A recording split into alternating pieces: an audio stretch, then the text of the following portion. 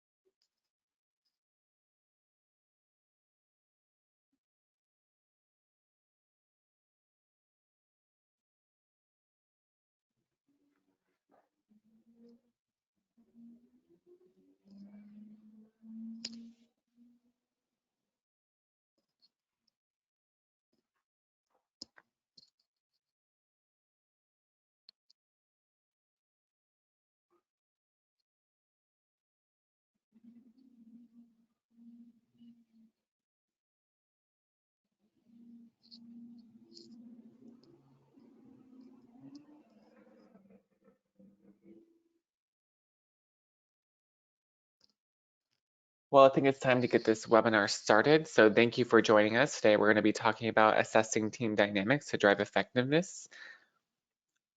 My name is Vita Sternberg, and it's my pleasure to be serving as your moderator and host today. We have a 45-minute presentation before the 15-minute Q&A at the end. So if you have any questions at any time during today's presentation, please use the GoToWebinar question queue, and we will answer them during the Q&A session. And if they're relevant to what we're talking about at the time, I'll try to work them in for our presenter. If you'd like to reach out to me about anything related to Humantelligence, any webinar questions we didn't get to answer, or any suggestions for future webinar topics, feel free to reach out to me at vita.sternberg@humantelligence.com, or you can chat me directly at LinkedIn. My profile is right there on the screen, or you can find me by searching Vita Sternberg. Per usual, during this presentation, we plan to provide you with some quick takeaways that you can start using today and give you a look at how Humantelligence can help you in the long term as well. Here are a couple of things you can try out that will help you with remote work equity, which is continuing to be a hot topic. First, from remoteworkscorecard.com, you can take our free remote work assessment for yourself or for a team and get a diagnostic look at strengths and weaknesses and get insights on how to improve. Also, we have a great collaboration tool available on Outlook, Microsoft Teams, Google Chrome, Gmail, Google Calendar, Slack, and Facebook Workplace. Basically, everything you already use to communicate that can help you better improve that communication through emotional intelligence with colleagues based on a psychometric profile of behaviors, motivators, and work energizers. Once I hand things off to Juan, which is our presenter today, I will put a link to these items in the chat and also send them out after this webinar along with a recording of the slide deck. At this time, I'd like to introduce you to today's presenter, a culture connoisseur, Humantelligence CEO, Juan Betancourt. Juan, thank you for joining us today. I'm going to hand things off to you and let you walk us through this webinar's agenda and the goal on the coming slides.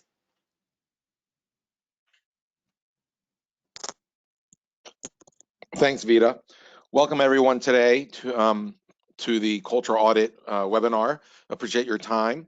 Hope everybody is excited about the future and how a post-COVID and back to normal work experience will affect culture and how you can use technology like this to manage that culture through that transition as it changes in different teams, companies, and organizations throughout the country.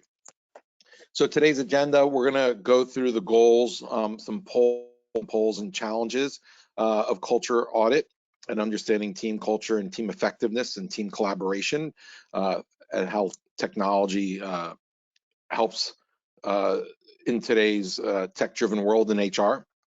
We're going to identify a team's cultural identity as an example, so you can see what we're talking about. No, this is not, doing a survey of your employees and asking if they're happy, if they'd recommend the company to a friend. That's not the culture that we're talking about. That's employee sentiment, and often is actually not aligned with what a company culture is. You could have Microsoft and Apple both with the same employee sentiment, for instance, where they use the same engagement survey and have 75% super engaged, love the company, they're really happy.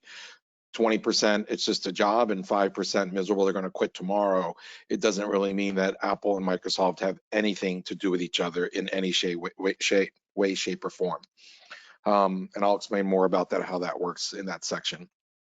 We're going to go into establishing shifts for current versus target culture. So not only should a company think about the shift of a culture from today to the future, like they do a long-term vision or plan, and they do kind of the objectives and strategies and goals for 1, 3, and 5 years, but they should look at the culture and how that should support that change or shift in strategy. We'll show you how you can codify that, measure it, and implement it throughout an organization, not only for the CEO and C-suite, but all the way down to every divisional head, every team leader for their own team culture and what that might want to look like for the next 3 years and how to align employees to that culture. Next, we're going to go into optimizing collaboration and performance. Once you've measured culture, know where you are and know what the gap is with the target, how a technology can be used to align and then optimize the performance of that team and collaboration between team members and throughout a company with tools such as EQ Everywhere, which is now a neat way that all employees can be connected and optimize their collaboration. And then if we have time, we'll do a quick look at how, quick demo, 5 minutes. We don't want to make this a product webinar, so only at the very end, after we've talked about how general technology can be used for these different things, we'll show you a quick demo. And we'll finish with Q&A in the last 10 or 15 minutes.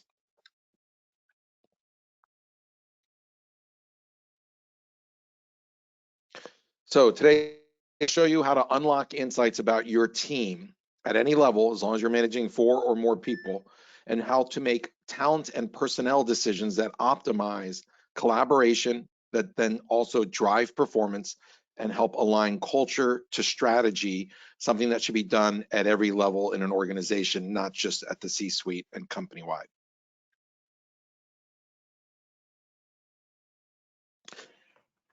Hello, everyone. It's Vita again, and I'm going to talk you through today's poll. In terms of culture, some focus on qualitative and others on quantitative, or some a combination of both. But most of these metrics are not centralized or actionable. So I ask you in today's poll question, in which ways are you currently gauging and identifying culture? Take a moment to launch the poll here. You should see it populating on your screen now.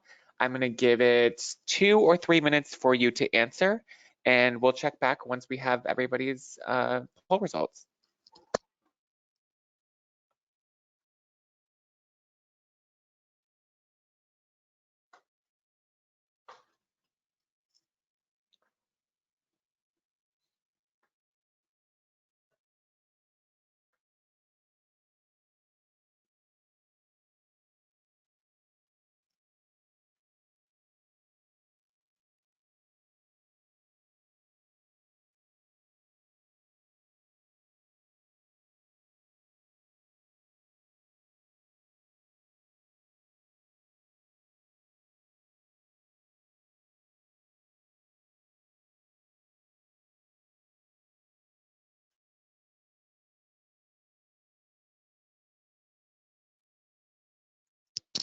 So we are here at the 1 minute mark, and I can see that we have 60% of attendees voting. If you'd like to get your vote in, it'll be open for 1 more minute. The results are seeming to be pretty interesting.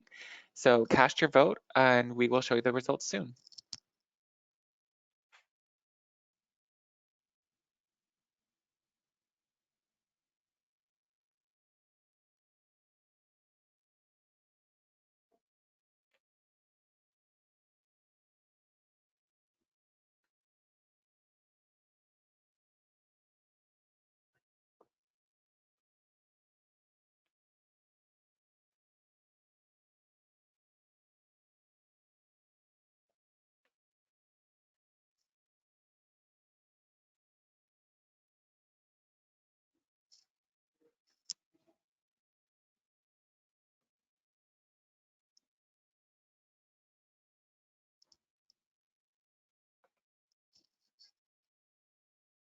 So here are the results of today's poll. We have 65% winning at a combination of some of these, all, or even others. If you are using others, I'd love for you to put it in the question queue so that we can talk about it at the end of today's webinar, or if it comes up naturally. Second place, we've got engagement surveys coming in at 21%. Third place, turnover and attrition rates at 13%. And employee reviews seems like nobody is using. I want to take this opportunity, though, to ask you, Juan, why engagement surveys, because they are in second place, are not useful standing alone.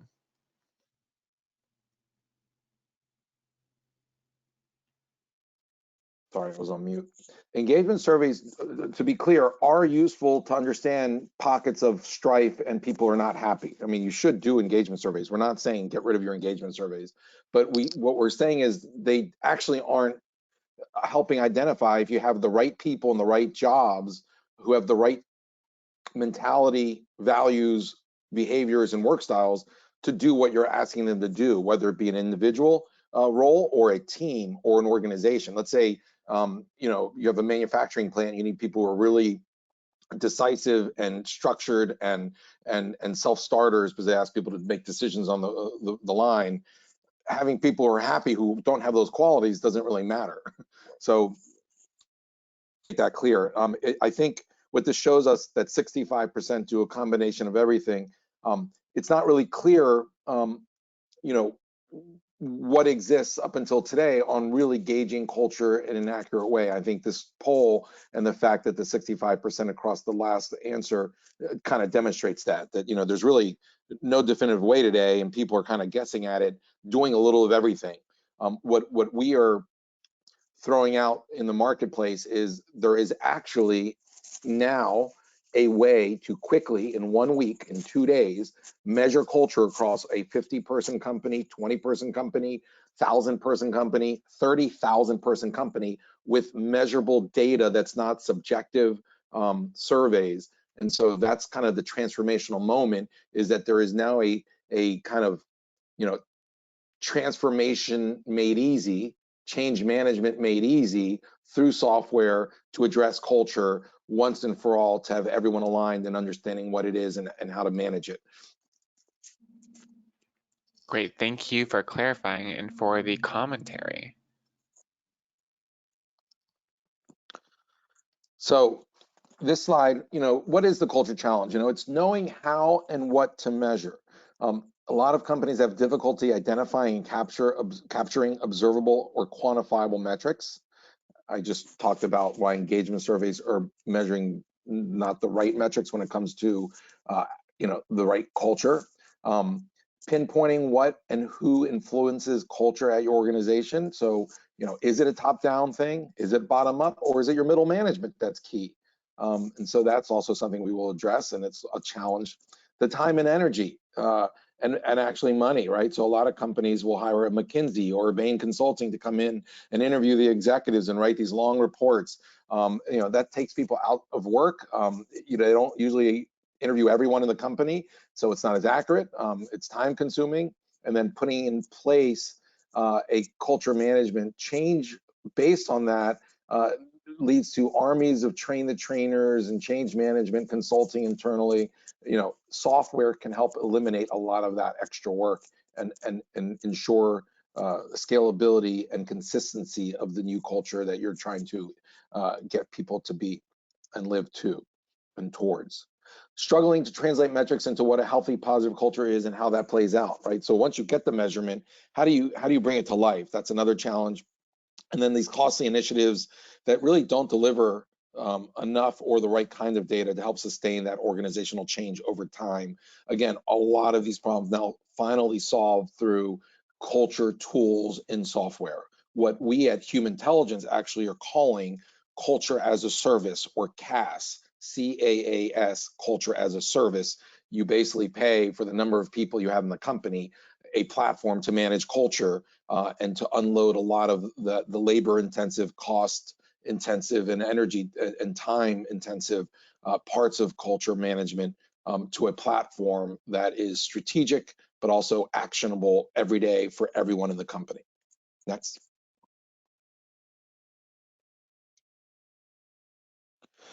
So you need to establish measurement guideposts as you go through this journey of culture management or culture as a service.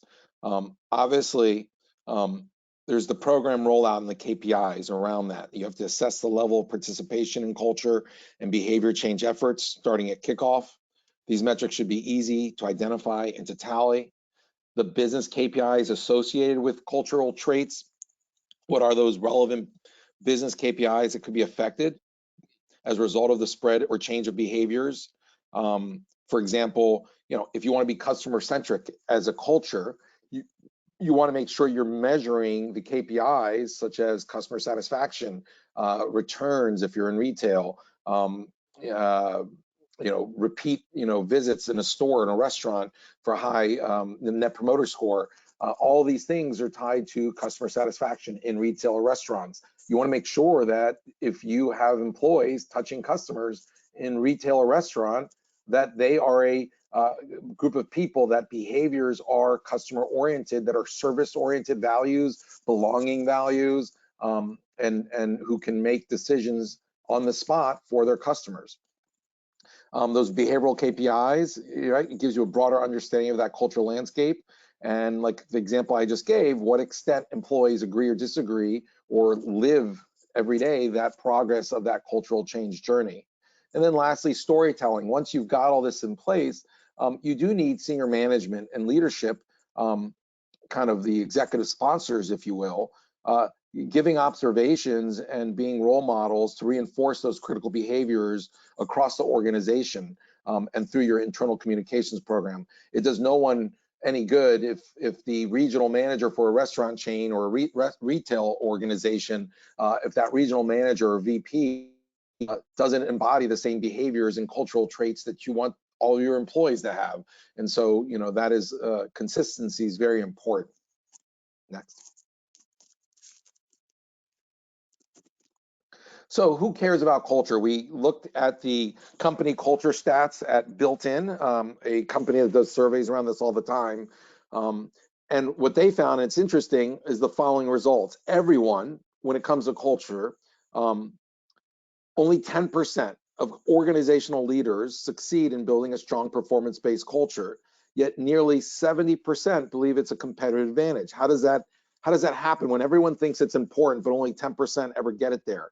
Part of the problem is what we highlighted before. The challenge is it's not easy, and there weren't software platforms such as Culture as a Service, CAS, or culture management, with what Humantelligence does, that really has not really existed until now. And so it's been hard to put in place. So who cares the most? Well, executives, right? The C-suite always say our number one challenge is our people and aligning them and the culture to the strategy of the company, right? So they all say that great culture has significant impact on the company's bottom line, but they're struggling to get that culture alignment. 91% of hiring managers, right, the people really in the trenches in the middle management, they believe culture is really important. They say candidates' alignment with company culture is as equal to or more important than skills and experience. So we've all known the resume as the key hiring tool in the past, but culture fit or culture add, so we're not talking just cloning what you have, but actually hiring complement for diversity of thought. Well, good hiring managers understand that, and 91% believe that other piece, not the resume, not what you've done, but who you are, is as important as the skills. 88% of employees, very close behind the hiring managers, believe culture is key to business success.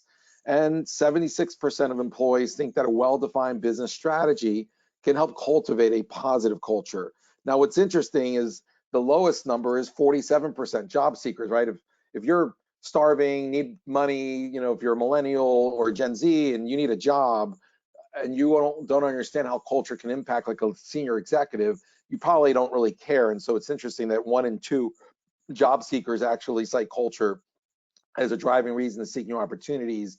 And so, if you're looking for a job and you're unemployed, often you're willing to just get that job and not worry about fit until, quote, it's too late. And then you're not happy or you quit because it was a bad decision based on short-term needs. But anyways, this is kind of how it lays out on, how much everyone cares about culture.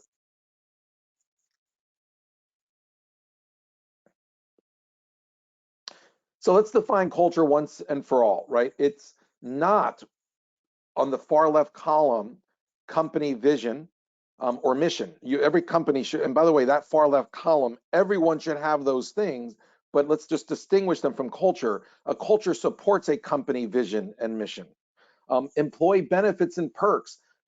if you are a accounting firm and you need people who are conservative in terms of being cautious, deliberate, they don't make mistakes. It's not like they're doing taxes and the numbers are wrong every time. They need a very cautious, deliberate, stable behavioral culture.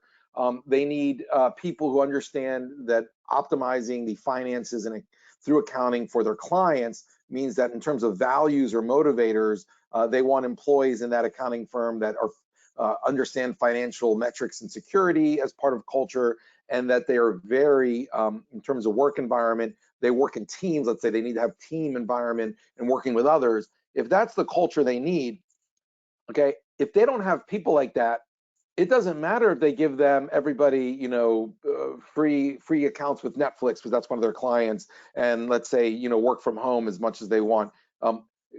Benefits and perks will not help a company achieve the goals and strategies they want. And so it's important for people to be happy with that, but it's not going to really drive performance. Engagement surveys, we've already talked about it, will not drive performance.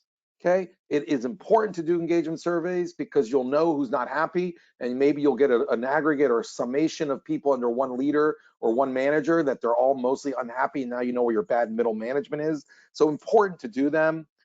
Culture is not top-down leadership. A lot of people think it is. Now, if you have a small company of 10 to 40 people, yeah, that leader, that CEO, that founder is kind of influencing everybody directly every day. So in that case, maybe it does. But if you ask Uber when they fired their CEO, who was a horrible guy, and then now has had a new CEO for a year, if you ask the 25,000 employees at Uber, if their culture at Uber has changed at all, 99.9% will say no. The only ones who see a culture change are the direct reports to the CEO, who was I think, a womanizer and doing horrible things. And so, yeah, they see a culture change, but the other 25,000 people never saw a change in the culture of Uber. So please don't get fooled by, culture goes from the top down. I worked at Procter & Gamble, one of the best managed companies in the world. They have more CEOs who are alumni from Gamble running Fortune 500 companies than any other 5 companies combined. And one of the things that I'll never forget is when they told us, look, you need to make yourself replaceable, not only as a general manager and a business unit head, so that if you left tomorrow, nothing will go off the rails, and people under you can see everything, and your wisdom is part of the organization. They also said culture would not change if they fired the top 10% of executives.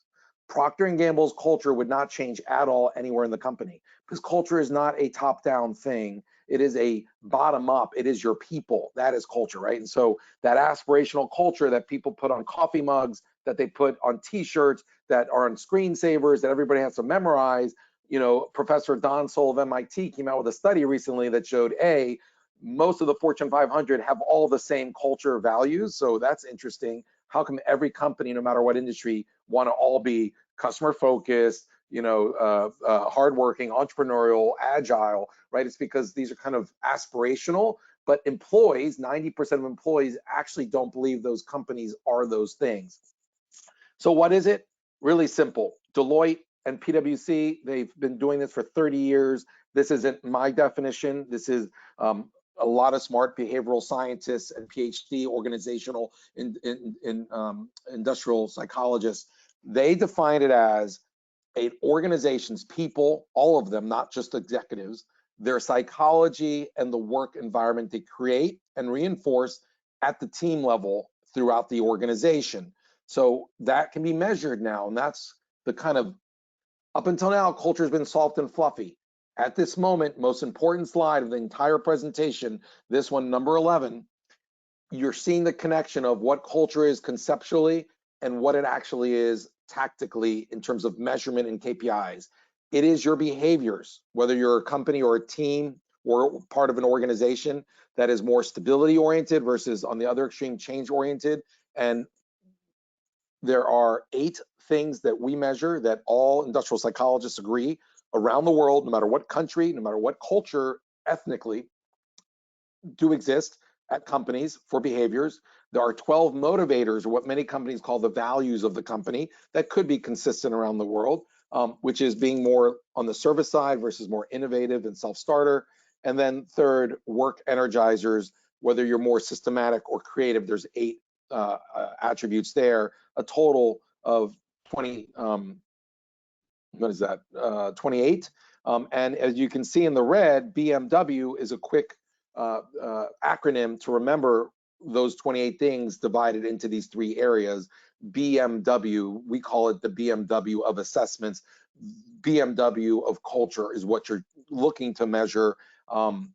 It drives and sustains and initiates culture. Now there is software that can kind of bring it to life every day throughout your organization, hence culture as a service. Now, if you want to understand the difference between some of the tools, there are tools that have kind of modernized that used to measure behaviors as purely as an assessment. So you have DISC, MBTI, strength finders, predictive index. They all measure behaviors. Most of them use the DISC methodology, which the student of that methodology trademarked it. Hence, there's a company with the same name, but many of the same students at Harvard back in the 60s, like a guy named Caliper and Berkman and others, all called it different names, but a lot of the same methodology, all measuring behaviors. More expensive, harder to do for a large organization are motivators. You have tools like Hogan and Lominger that really deep dive into that are all scientifically proven as well. All these tools do measure what they say they measure in behaviors and motivators, and that's kind of the psychology of a person. Now, where most of those tools fall short is work energizers. Most tools done in the 60s through 10 years ago were only looking at self-awareness. What are my strengths, my weaknesses, and blind spots? How do I become better? How do I become self-aware? They weren't looking really at the relationship with others in a team for team effectiveness and collaboration, unless it was kind of spoon-fed in a workshop by the consultant who would then translate the results to a person and say, well, because you're this behavior or you have these motivations and this other person's this way, this is how you'll work together. It was somebody else educating employees on how to use the information. Work and energizers is the environment effect on someone and what gives someone energy. For instance, you could have 2 people with the same DISC or 2 people with the same Hogan, right? 2 leading tools and behaviors and motivators.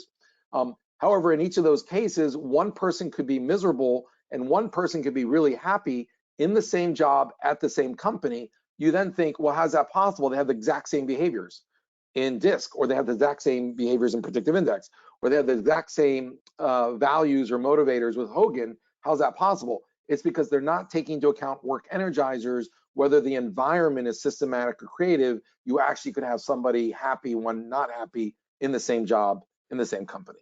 Important note, I spent 4 or 5 minutes on this slide, probably the most important slide in the presentation. Next.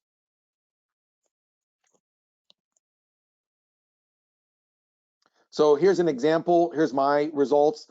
If you look on the left, it's qualitative description of what I'm going to say, reading the chart on the right. But again, the one in orange, work behaviors, the first chart table on the right. In my case, I'm extreme, deliberate, and steady. So of these 8 attributes, I'm definitely leaning much more naturally to stability oriented and less so on the change oriented, although between cautious and freeform, I'm right in the middle. I'm 50-50 depending on context. Now, I always like to let people know, whether it's our platform or other tools, like I've mentioned, predictive index, strength finders, Hogan, none of these tools say you're born one way and you can only be that way. It just says what your natural tendencies are. So like a very good athlete in tennis, or let's say basketball or soccer, where you're right-handed naturally, all the great players in soccer and basketball are able to move from being right-handed to also being left-handed almost as good. And so in the workplace, anyone who's going to be the best at a job or at a company or on a team usually ends up not just being one-dimensional, but also learn how to be other things. If one is extremely deliberate and they take a lot of time to make a decision, they become a better employee, a better team member, a better colleague, a better leader, if they also learn when to be decisive. And so with people's journey through their careers, they do learn to develop the other side. So let's make it very clear that these tools are not to say somebody is set in one way and can never change. They're actually just to help someone understand, hey, your dominant hand is right-handed. Maybe you should work on this left hand. And in this case, you have 28 examples of being right or left-handed, and it just kind of points individuals and teams aggregating this information to where those blind spots, weaknesses could be so that they can strengthen them. Next.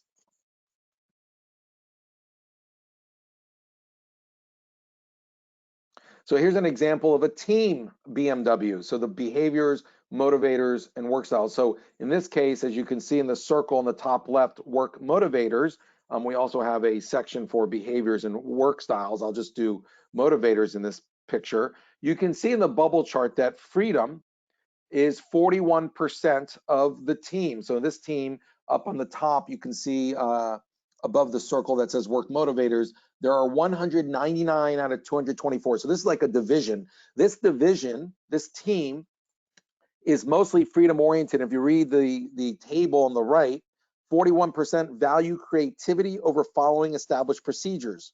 They like to bring new ideas and adapt to change. Well, that's great if you have like an advertising agency or an R&D group that's doing research. But imagine if you were in a manufacturing line, or the people managing the Walmart stores who need cashier registers to do a process, or a call center agent and a whole fleet of 5,000 call center agents to run a process. You probably don't want them to be freedom oriented, right? No matter how happy they are, you might be giving them a chance to work from home, a free car as employees. Benefits and perks don't matter if you don't have the right people's motivators aligned. And so in this case, they also have the second one, the second biggest bubble as well, uniqueness, 23%. They like to challenge conventional thinking and appreciate unique perspective, not afraid to take calculated risks. Again, if you're an actuary, an insurance company, an accountant, call center agent, probably not the right culture, right? This is the culture for more maverick, innovative companies, maybe startups. I'll stop there on this example. We'll move forward to other team culture insights now. So here's a side-by-side where you can compare two groups. So imagine with culture as a service, CAS, you can now look at your high performers in a team and a low performers in a team or a group. So if you have a sales organization, for the first time ever, you can quickly take the assessment results, okay, which by the way you get the data capture is the 12-minute test through ours or other tools out there. Some of them are an hour, some are 30 minutes. Again, ours is 12 minutes, but you give the test to, let's say in this case, 400 employees, and you pull out your top 12. In this case, on the left are the high performers, salespeople, and on the right, the low performers. And so you can see quickly, you don't have to be an industrial psychologist, you don't have to hire McKinsey, you don't have to hire PhDs. You basically look at the data and the visualization, and we have different ways of showing it, bar charts, pictures, and then this bubble chart. But you can see that on the left, the high-performing salespeople in this example focus on 40% of them focus on financial security. If you read the sentence at the bottom, financial security, they keep bottom line finances top of mind. They appreciate competition, challenge, and financial incentives. Their number two most dominant trait is self-reliance. They bring a bottom line practicality to the business at hand, guarded against being taken advantage of. Well, it turns out that that is kind of the commonality between high performers. Conversely, on the right, the low performers are more knowledge-based and more helping and belonging. And so there's a great case study where we had a client, a retailer, probably 400 stores. They wanted a more team-oriented environment. But when they did the study, they found that all their high-performing salespeople weren't team-oriented and didn't care about being belonging. They would go in and a customer would walk in the store and they'd go in and just pound them and sell and close the deal. So the company had to make a decision. Do we want the stores to hire more salespeople to deliver more revenue and only care about that and lose the team and belonging, or do we want to optimize revenue and just hire salespeople who perform?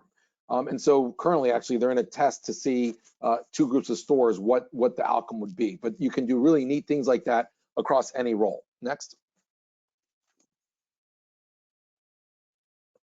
Same thing, looking at generally, what's the culture of stores. For instance, are stores motivators the same or different between high performing and bottom performing stores? You can look at different locations and say, is it best to have diversity of thought and have different types of thinkers across BMW, or everyone the same, right? Often at a unit or location, hospitality, retail, restaurant, you know, picture Starbucks, Wendy's, Best Buy, etc. Are you looking to hire everyone to be the same, or do you want complete different types of people?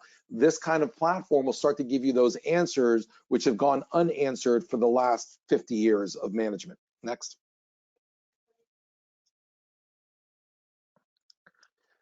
Again, you can see where high performers in this case are in behaviors extreme, deliberate, and steady, where low performers are more decisive, and then you can manage and train those low performers to perform better. So you don't just fire people like we've been doing for 50 years. You actually have the data to help improve performance for lower performers, and then also use this kind of data for hiring better and more quickly with less bias. Next. A team leader can look at the BMW of their team, okay, and their top performers to set a culture. So this is a screenshot where a leader, there's my picture, Juan Luis Betancourt. I can see the personas of my team from Kelly down to Ian. Quickly, I can see how they fit with me in that first column that goes from 78 to 68. I can then see how they fit with the team, and then how they fit with a target culture. The highlight here is the target culture. You can set a target culture and compare it to your current team culture. And in this case, that number in the middle box, 22, is we are 22 of 100. There's a gap of about 78 to get to where we need to go, because we're now changing our culture at our organization. And then it gives a development plan for each employee on the team to get to that target culture based on their own behaviors, motivators, and work styles. Next. Here's a picture view of a team. So again, building team culture and optimizing team collaboration and effectiveness, you want to know where the strengths and weaknesses of your team are, who you pick to do certain tasks, who you pick to do joint work together on a team for projects. So in this case, the motivators, the left side are people who are more service oriented, the right side more innovative people. You can see that in the circle, freedom, we have a dominant team with 12 people whose dominant traits are freedom oriented. That, to me, as a leader, should help me understand why it's like herding cats, that they all think uniquely, like uniqueness at the bottom, and their freedom, they want to do things their own way. Why, for instance, in this example, and it's real data from my team 2 years ago, it was hard for my startup, which had been around for 4 years, to get everyone to march in the same direction. So we started to hire more people on the order and on the belonging and the service side. And that's how we filled out the left side. We were mostly 80% innovative. We have since now made it 50-50 between being of service and innovative. And the performance and the results have been amazing. We've actually quadrupled in size as a company in terms of revenue. Our clients have gone from 12 to over 100. And so it was all because we're able to change the culture with data, understanding what we had, and then assigning it to a target and managing to that. Next.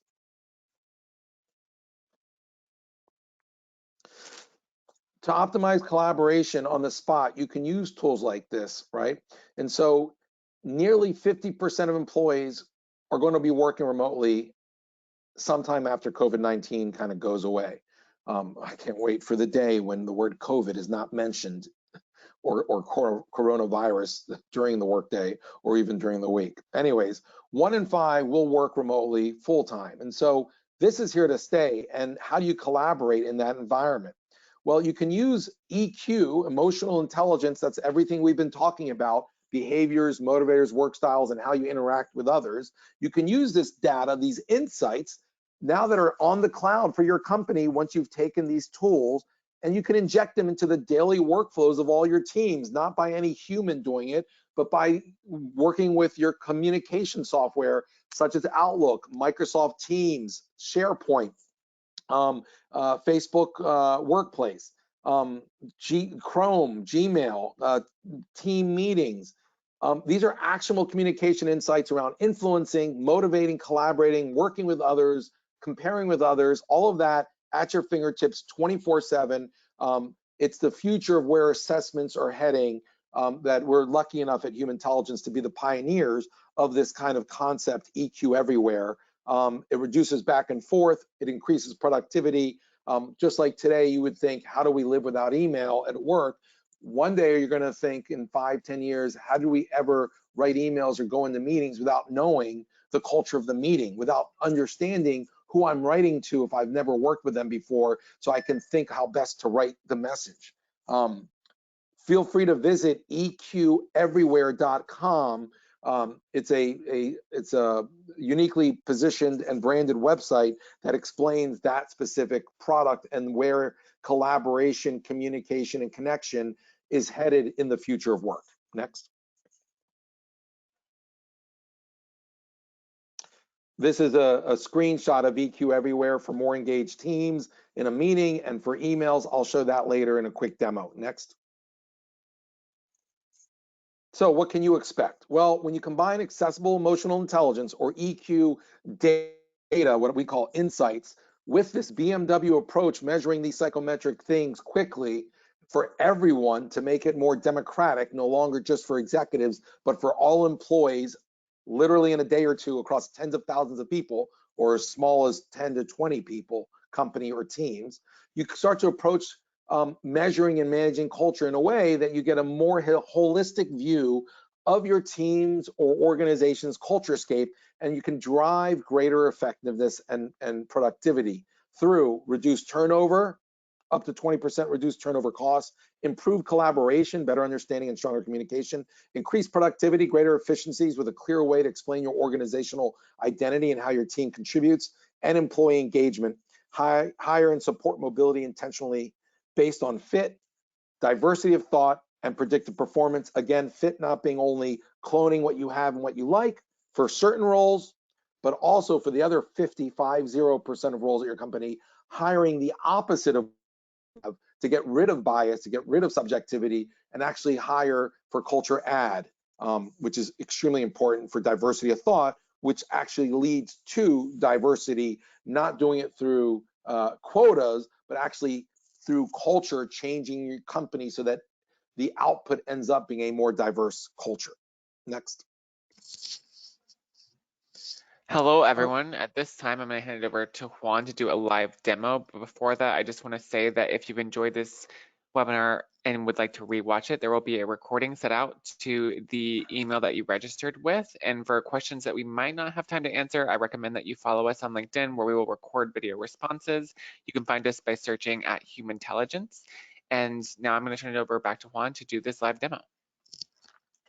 Perfect. So how do I get control of the You should have control now. Okay. So let's start with the fun one, EQ Everywhere. So with EQ Everywhere, you can, whether it's Outlook, let me see here, I think I can draw. Here we go, drawing, pen. Okay, with EQ Everywhere, you can open an email, actually. Your company has an administrator who manages the communication tool. So in your IT group, somebody is responsible for making sure that Outlook works at your company, or Gmail Chrome, or SharePoint, or Microsoft Teams, or Viva, whatever it may be. And so we've already integrated to all those tools, so your admin can kind of up here in the corner, click a button and add EQ Everywhere HT talent profile quickly. And so that's the first step that would happen. It would happen in a day. The tool, the 12-minute test would be sent out to employees. And so now when you open an email to write to somebody, you will open up that email and you will see that up in the top ribbon, talent profile. So now you click on talent profile, and in that workflow, it'll show you the behaviors, motivators, and work styles and tips for that person. In this case, Carrie. Let's say I've never worked with Carrie. I need to write him an important message. I can click here and it'll tell me that he's a maverick, a creative, and an architect. It'll explain what that means. It'll tell me tips on communicating with him, like he likes finding common areas of interest. I saw on LinkedIn that this guy, Carrie, I've never worked with, is from Tampa Bay, I'm going to send him a quick note to say congrats on the Super Bowl, right, and win, right? You know, because he likes to connect. He's open to practical and constructive ideas, but does challenge assumptions. So I'll say, Carrie, please, you know, challenge assumptions on page 6. Doesn't like ultimatums and authoritarian attitude. So I might say, Carrie, instead of telling Carrie, can I have feedback by tomorrow? I might say, Carrie, by when can you get me that feedback? Influencing Carrie, let's say I'm at a consulting firm, new team member, they put teams together all the time, tells me how to influence that person or somebody across the company that's important that I need to get buy-in from, how to motivate Carrie if they're a new team member or onboarding. And if I'm teaching Carrie, if I'm part of learning development and I'm kind of doing talent development, isn't it great to understand how best people learn? This is also wonderful for coaching, for any coaches out there, understanding the learning style of the people you're coaching or developing at a company or as a coach is really powerful right before you send an email or start training. So that's the individual information. You can also see on Gmail Chrome the same information. Let me get rid of the little drawing there, erase all drawings. But in Chrome, same example. You can go in, you click on the name, and it'll give you the same information, the personas, communicating with Carrie, etc. You can also on both Chrome and Outlook, I forgot to show on Outlook, but on Outlook, well, I'll just show it here. You can compare with the person, and so in that same exact purview and that pane, you can actually see that he's a 59 with me, and across behaviors, motivators, and work styles, you can go down and see where you're really similar and where you're really different. So for example, we are really different. Here's my dominant trait for I'm deliberate, yet Carrie's very decisive. I could frustrate Carrie. We're complementing to each other, so we're different. Conversely, we are very similar in our behaviors, being both reflective. So we're similar here. And so for each one of the 28 metrics, you can go through and see where you're similar and different, which is really helpful when you're going to work with someone, for instance. Here's another complementary where we're very different. I like a lot of structure. He likes a lot more flexibility, minimal routine or controls. You know, typically this creates a lot of tension and friction and problems, boss subordinate or two people collaborating if that's not addressed early on. So that's the piece for two people. You can also look on meetings where if you go back into Outlook, if you go to a meeting, open up the meeting, and now you can see for the first time the culture of the meeting. And so whether you're a leader of the meeting or a participant, wouldn't it be great to click here at Culture Analytics and see the culture of the meeting? And so I'm going to do that for you now.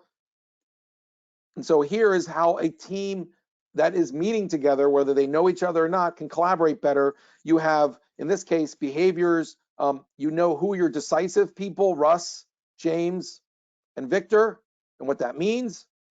Let's say you want to give an assignment, next step or action items, leaving the meeting for urgency that night or next morning. These are the ones you would ask, not your deliberate person, Pedro, who's extremely deliberate. Let's say you wanted to have participation in the meeting and more inclusion. A lot of DE&I, diversity, equity, and inclusion leaders love this platform because it ensures where you know who your shy people are. And so you can make sure that everyone feels included in a meeting and not just your outgoing and freeform people speak. You can look at motivators and see who are the ones who are really unique, who are going to challenge a new idea in a meeting, and maybe be your thought leaders to run a brainstorming session. Who is the one maybe who loves doing research independently, who you can assign like a 5-hour project between that Monday and the next Tuesday to do research for competitive analysis. And then lastly, you can see creative environments, new solutions. Imagine if you're doing training in talent development or learning and development, and you find that you're going to do training to a team that 90% of the people are extremely creative in a meeting, and only 2 or 3 are systematic and structured. Well, wouldn't you do different training in different ways if this were the case? Of course you would. But until today, all training is pretty much delivered the same way to everybody by topic, not by how people learn. So this allows a better L&D and talent development organization as well. So that's all, you know, whether it's Outlook, Microsoft Teams, SharePoint, even now on WebEx by Cisco. and many, many more platforms that we're integrating with. Lastly, I want to just show you the team culture for a leader, how those same tools I just showed you were applied for a leader. Here, a leader can look at their team. You have the finance group, customer success. Every team in the organization would have their own culture mapping. Here is Humantelligence's culture. I, the leader, can see my employees. I, the leader, can see who's similar and different and do side-by-sides with each person. Okay, and where we're different, it'll show kind of moments of friction where I am more steady and this person's more spontaneous. And then you can look at a current culture mapping, which you saw some screenshots earlier of that current culture. You can see it as people, as a diversity chart on how many people are plotted against these different curves, as well as a bubble. Lastly, you can look at the personas. Wouldn't it be good for a team leader to know quickly that, wow, Houston, we have a problem. 74% of the company are pure mavericks. That's good for certain phases of a startup, but not when they're growing. It's also good to know the other top two being helpers and creatives, but also that you don't have things. Where are we lacking? Where are we not diverse in our thinking, in our ways of behaving and motivations? We don't have any traditional perfectionist or results drivers. So all of this at your fingertips for any leader in the organization, quickly, effectively, within a week, a couple days.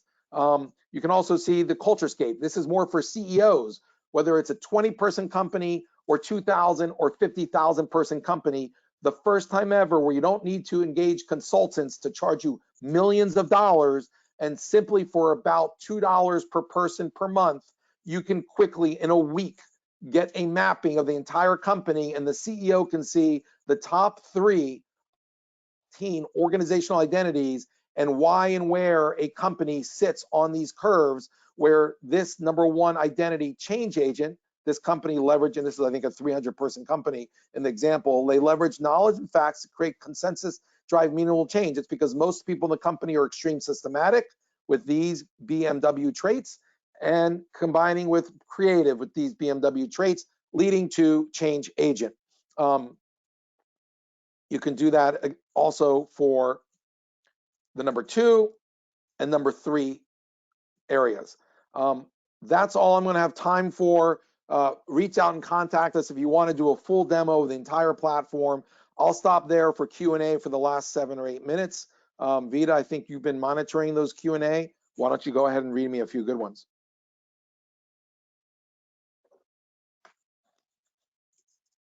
I do not hear you, Vita.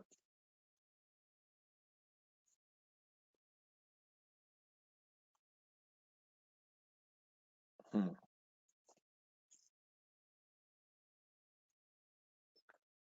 still do not hear Vita. I hope that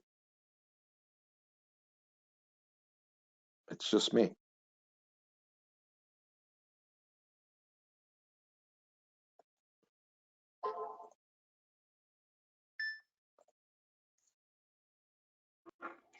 Okay, I think I've gotten control of GoToWebinar now. Hopefully you can all hear me. We have time for 2 questions. So the first one I'm going to ask to you, Juan, is how is this tool, being Humantelligence, able to be integrated with a company's values? Great question. So every company does set their own values. The 12 values, what we call motivators, that we have actually map to all the values that most companies have. So we often, the first thing we do is we do a mapping of what are your values and what are the words and descriptions that we capture those values, so that the first thing you would do when you give this 12-minute assessment tool to each of the employees, you'll know the output, how it maps to your own description of your values. So the tool's already built to measure the values of any existing company that are out there in any country. Thank you, Juan. And for those of you who have questions that we won't have time to answer, I would still urge you to put them into the GoToWebinar question queue so that we can answer them on our socials like LinkedIn and Facebook. But for now, let's answer as many as we can get to. The next one is going to be, Juan, since we've talked about culture during this webinar, when does a team's culture really change and when you should be performing a culture audit?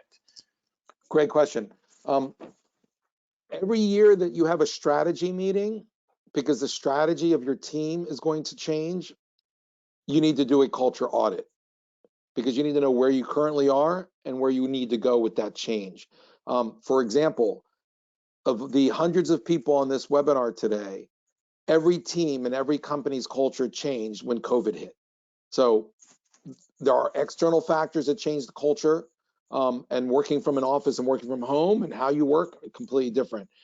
If the company is going to go, for example, back before Salesforce, that CRM solution, sales was kind of a guy's industry, pat on the back, old white boy network, play golf, you know. Then Salesforce came and sales became much more data driven, female, male, other, not on the golf course. It was purely based on metrics and performance. Well, now you needed a culture of innovation where you had salespeople and you had to innovate, how to leverage data, be detail oriented, very different sales culture for every company. So in about 2001 to 2005, all sales teams culture changed. So there are several things that will necessitate a culture, whether it's an external pandemic, new technologies, as well as, for instance, new strategy for a company. If running a retailer, you were only doing sales in person at the store in brick and mortar, and then you move to e-commerce to sell online, well, that's a very different culture of what customer service looks like, of how you price, of how you think about your customer, than before. And so there's lots of times that a team or group should redo their culture. Most of our clients are doing it every year just to take snapshots and see how it changes over time. All right, and then the last question we'll have a chance to get to today is because you just mentioned COVID and remote work, and this is something that we've discussed before, is how do you personally feel and how does Humantelligence feel about leaving videos on or off when you're working remotely? If it's an odd time, should people be allowed to turn them off? What does it mean for engagement? Just go on and elaborate how you feel about the situation. Could you repeat that again? Somehow the phone went out, the connection. Yes, it's along the lines of should videos be left on or off for remote work employees and how that affects engagement. Yeah, so, we do a lot of studies on this. We've read a lot of studies on this. And so, from the company perspective, they prefer videos on. It does lead to a more rich, engaging collaboration between employees. But, companies also understand that some people are working from home. They're not wealthy. They don't have an extra office space. They might have 3 or 4 kids, certain ages, running around crazy.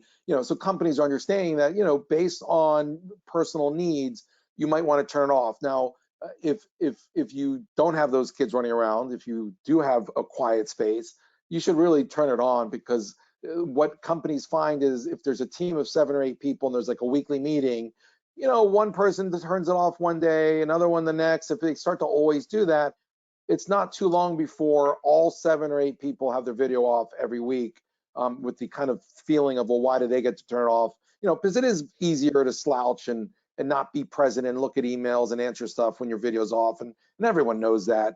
Nobody's fooling anybody. So, for everybody's benefit, if you are engaged and you really care about your company and your job, it is recommended you keep the video on unless you have some of these personal issues described earlier. Well, thank you so much for that insight. And with that, we've hit the hour mark. So I want to thank everybody for joining today's webinar. Stay tuned on our socials for the next one.